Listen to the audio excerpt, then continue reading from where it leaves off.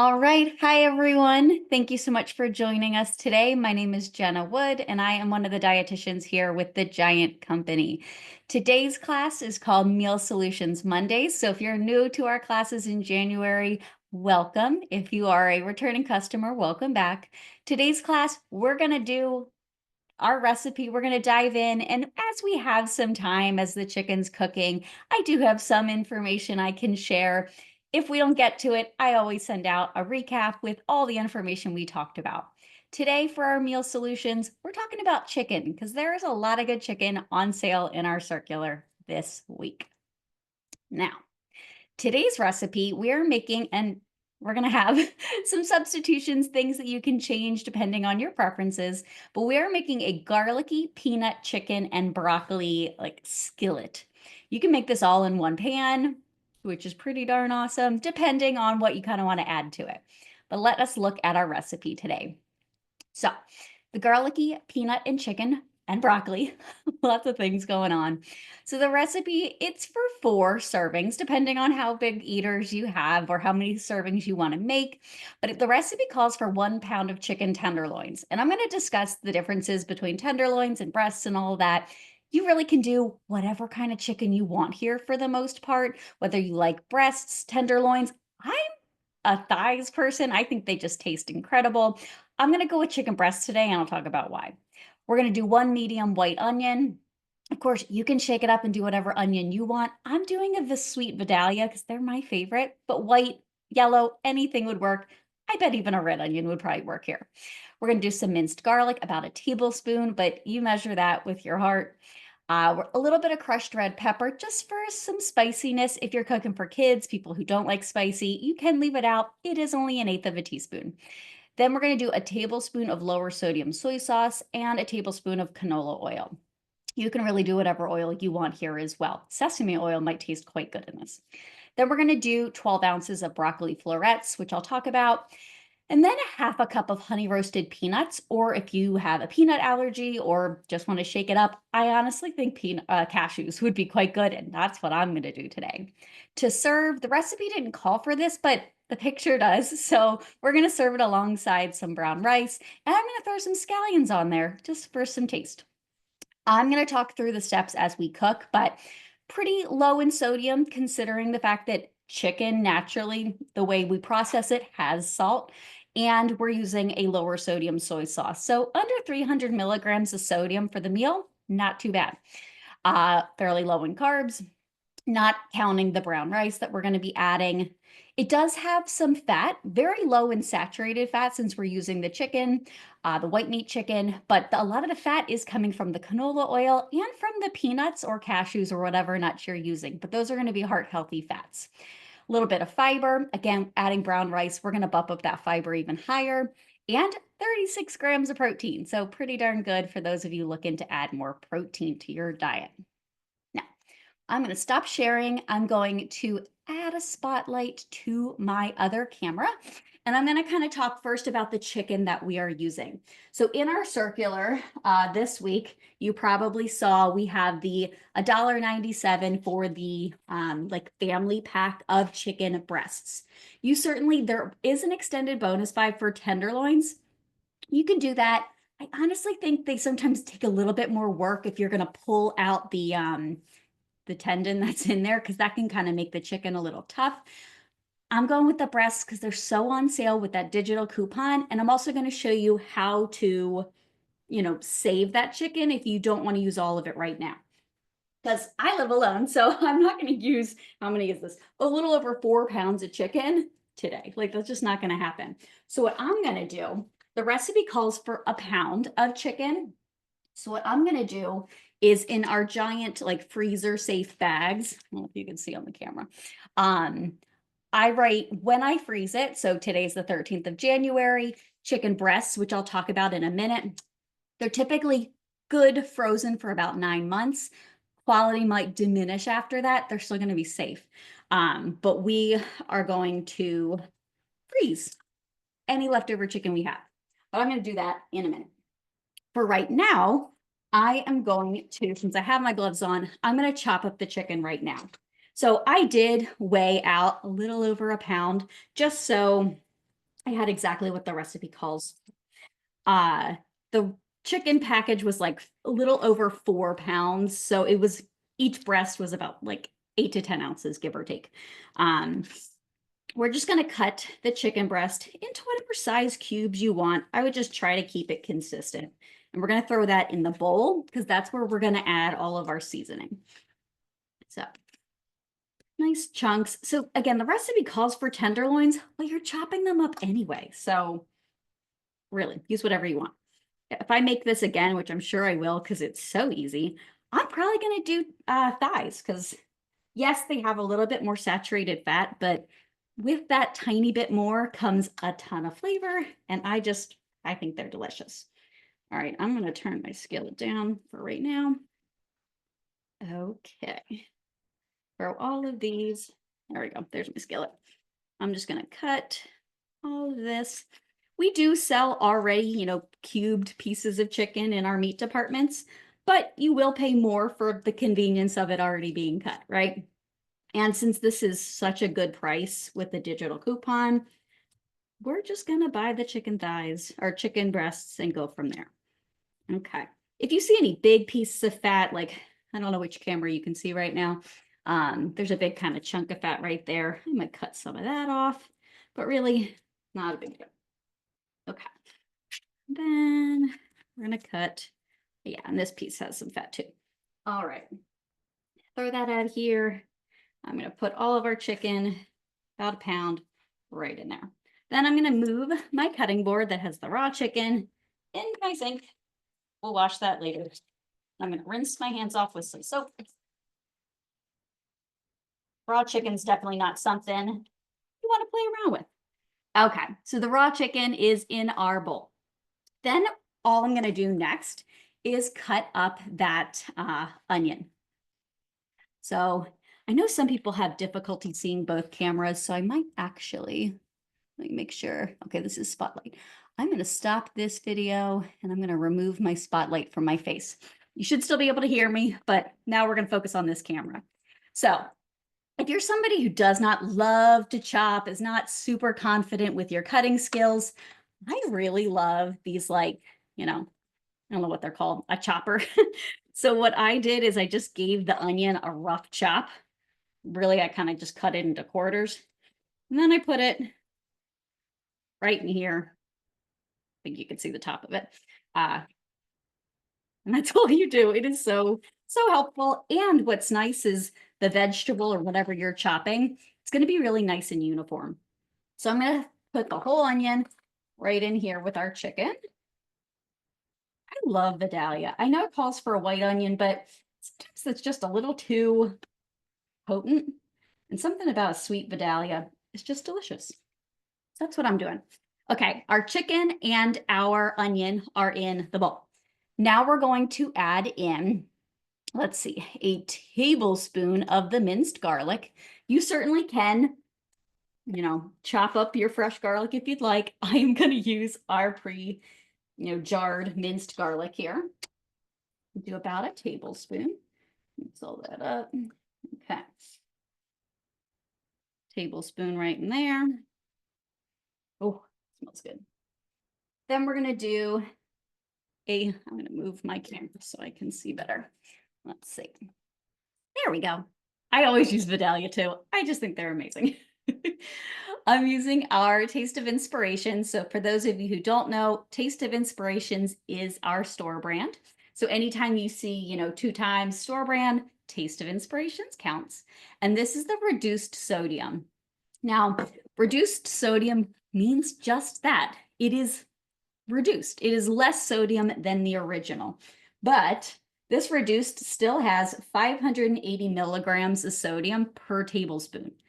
That's a lot less than the original, which would be about 900 and some, but it does still have sodium. So if you're somebody who has to watch that, this is a better choice, but it's still going to be a bit of salt.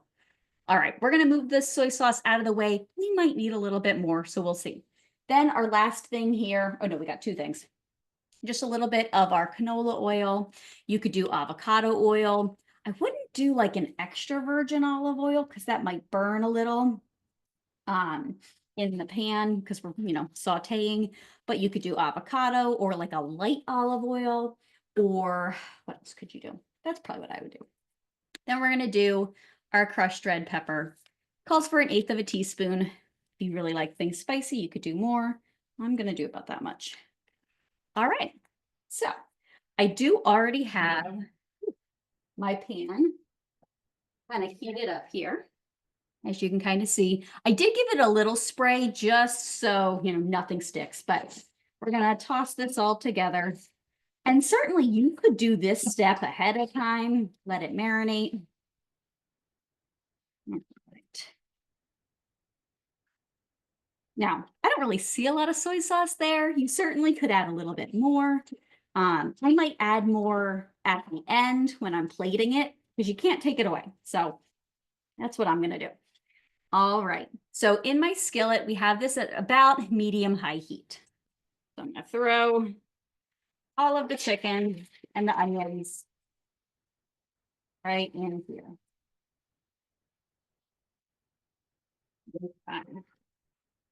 That already smells so good.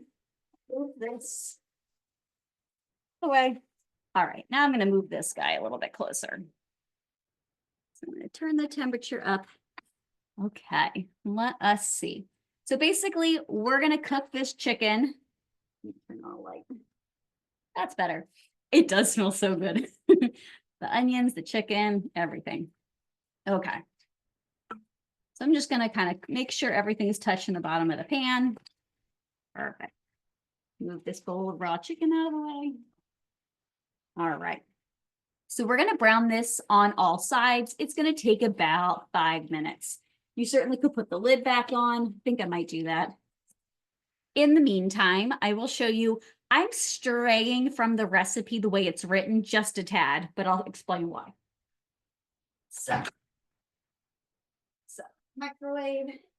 Now, the recipe calls for, once the chicken is browned on both sides, you're gonna put the broccoli florets uncooked on top without moving anything, and then put about 2 tablespoons of water, and then you're gonna let it steam. I don't know, that's a little strange to me. So I am going to take our broccoli. So it calls for 12 ounces of broccoli. However, if you're serving 4 people, I might do a little bit more broccoli, but for today's sake, 12 ounces of broccoli. And this is a microwave in bag. So I have it on a microwave safe plate, and I'm gonna pop it in my microwave to cook.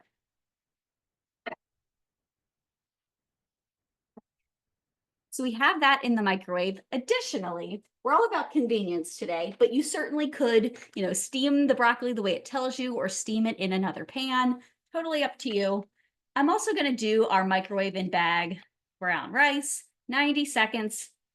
So convenient. You, of course, could cook brown rice in a skillet, white rice, whatever you want, in another skillet. But if you're looking to not wash a bunch of dishes, you certainly could do it this way as well. So as soon as our broccoli is out of there, I'm going to pop our rice in there. Now, good question. I see some questions about coconut aminos. You certainly can do coconut aminos. I believe we had some both in our natural or organic section, and there was some in like the section where you'd find the soy sauce and all of that too. All right. While this is cooking, so this is going to take some time and I don't want to bore you, we are going to move to just a little bit of nutrition education, right? There's some cool stuff to talk about with chicken. So here's our recipe. I'll send this out. Now, what about different cuts of chicken and talking about what you can use? So this is from the Webstaurant store, so like a restaurant on the web. I thought this was a really nice diagram. And again, for this recipe in particular, I would either do the tenderloin, the boneless, skinless chicken breast, or thigh fillets, or chicken thighs. But what is the difference, if you've ever wondered? So chicken tenderloins are going to be, and actually let me go back to that picture. The tenderloin is right behind the breast. So sometimes it'll be a part of like the split breast. Sometimes it won't. Sometimes you'll just see it as little tenderloins. They make great chicken tenders, hence the word. And they come by many names. So you might see them as chicken tenderloins, chicken tenders, fingers, strips. goujons, which I've never seen. That might be at other places, or maybe if you order them out. But these are some ways you might see them. They're found under the breast cut, and it kind of is on both sides of the breastbone, but it's not attached to the ribs. Because of its location kind of more inside, it is very, very tender and more on the moist side than other cuts of white meat. So you certainly could pick that as well. It does cook super fast, and they're tiny pieces, so it can overcook pretty quickly. What about chicken breast, boneless, skinless? So most likely the most popular cut, probably one you're using quite often.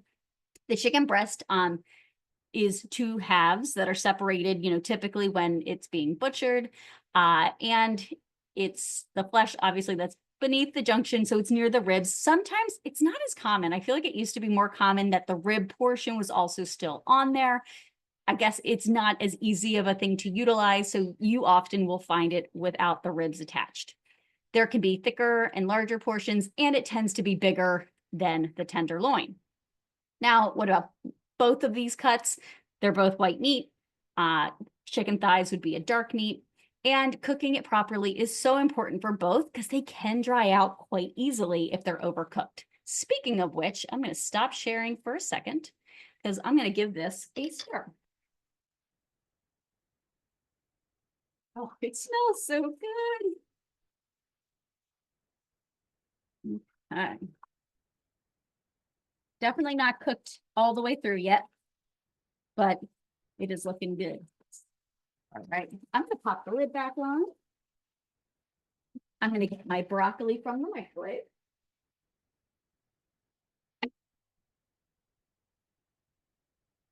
You can see the broccoli steamed very nicely. And I'm going to pop my brown rice in there. Okay. 90 seconds. Let us, oh, don't worry. It's like a fabric thing, so it won't get hot. But thank you. Okay. So let's get back to this while this keeps cooking. So some other, cooking and freezing chicken 101s that I thought would be helpful. So we always want to cook chicken to an internal temperature of 165. I have a food thermometer. We're going to double check because you can't always tell just by how it looks. Now, if you want to freeze the chicken like I'm going to do for some of the breasts, for best quality, taste, and texture, not to say that it's not safe to do it longer, but for the best quality, which we want our food to always be the best quality, there's different amounts of time it's recommended to keep the chicken frozen. So for a whole raw chicken, if you want to freeze a whole thing, it's good in the freezer for about 1 year. Again, it'll be safe longer. The quality, the taste, the texture might start to go down after that. Raw parts, so the chicken breasts, the thighs, wings, etc., they're good for about 9 months. Raw ground chicken or turkey, anything like that, best 3 to 4 months. Again, you can do it for longer, but the texture will suffer. If the chicken is already cooked, so let's say I cook up the chicken breast, maybe I bake them, and then I freeze them, they're best for about 4 months in the freezer. Now, it is safe to freeze any meat or poultry directly in the package that you purchased it at Giant or Martin's.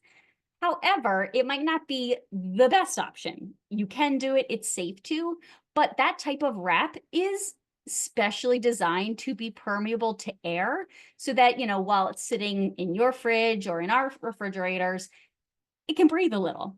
But that isn't always best for freezing. So if you're going to freeze it for several months, you might want to either wrap it, that entire package, or store it in freezer-safe containers like glass or in the bags like I'm going to do. The freezing process does not destroy nutrients. In meat and poultry products, there's very little change to the nutrients that you would expect from either fresh chicken or once you pull it out of the freezer. So all good options here. All righty. So let's give a look at our, they're cooking. Oh, it smells so good. You can see it's steaming. My phone's gonna get hot. All right, let's see. So it is a little juicy, so it's kind of steaming as opposed to sauteing right now, but that's okay. The onions are getting soft. Now, what we could do here is add. Yeah, absolutely. It's always good to hear that you're not, changing up the nutrition when you do that.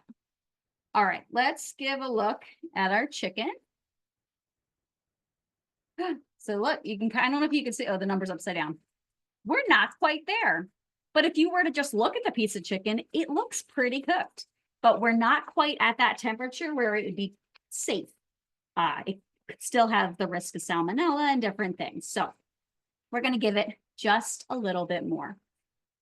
I would assume canned chicken would be the same. Canning is also a very similar process to keeping nutrients intact. Oh, let me get my microwave.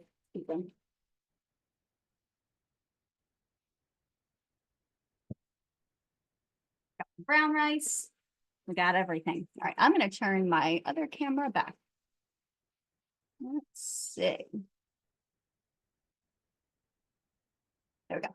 So the internal temperature of chicken should be 165. So we're like almost there. Some of the smaller pieces may technically be there, but I checked the biggest one. Okay. If you wanted to have this be a little bit thicker, we could have left the lid off. But for the sake of time, I wanted to make sure it cooked all the way through quickly. You could add a little bit of cornstarch when you make the sauce, or you can add a little cornstarch now with a little water. That would thicken it up too, and just make a really nice glaze. It smells so good. All right, so the chicken was just about there. So I'm actually going to throw in the broccoli right now. So I already cooked it, but we're going to add it so everything mixes in. I love broccoli. Chicken and broccoli sounds so good. Okay. Mix all this together. Yeah. That's a good question. How many guidance stars is this recipe? Oh, you know what? So Charlotte picked this recipe a couple months ago when we were picking recipes. I think this is from our database, a little bit older, so it actually does not have a guiding star rating. However, based on the nutrition that it has, I'm sure it would have 1 or 2. But I'm not sure because it wasn't rated. Recipes back in the day didn't used to come with a rating, so for sure. But it's definitely a better for you option. Okay, let's see. All right, there we go. This one is at 176, so that's definitely good. Let's give him a taste. Oh yeah, okay. All righty. So I think we are good to go. So what I'm gonna do is just have a bowl. Move all this out of the way. I'm gonna do a little bit of our brown rice. Ooh, everything's nice and hot. All right, some brown rice. I'm going to use a different spoon since that one is touching raw chicken. Let's. Okay.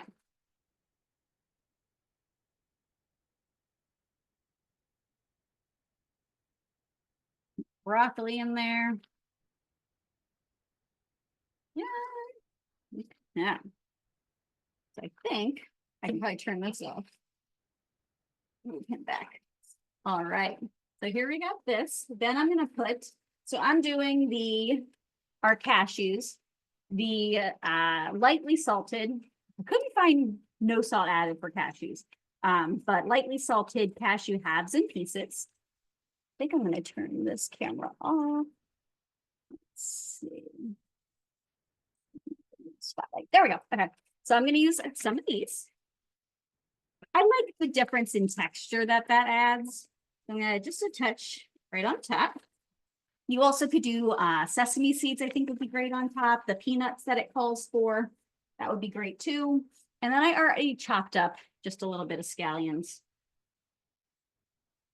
You can't really see them because they're also green. But it looks so good. I am so excited to give it a taste. I don't have a fork with me right now. Such an easy recipe though. That came together. I mean, I cooked it all alongside with you. Of course, if you wanted to cook the brown rice in a pot, or if you wanted to steam the broccoli with it, it might take just a little bit longer, but that microwave and bag rice took 90 seconds. The broccoli we cooked in the microwave and then just kind of heated through with the chicken. Ooh, mushrooms would be fantastic in here. That little like baby corn in the can, you give them a rinse, add them in there. Really any vegetables, more onion. But that is so, yes, I do like jasmine rice too. It's a little bit lower in fiber. That's okay. But so delicious. I hope you give this a try. I'm going to give it a taste. If I think it needs a little bit more soy sauce, I might just sprinkle a little bit more on at the end. But it smells so good. So I'm sure it tastes good too. Thanks so much for joining me.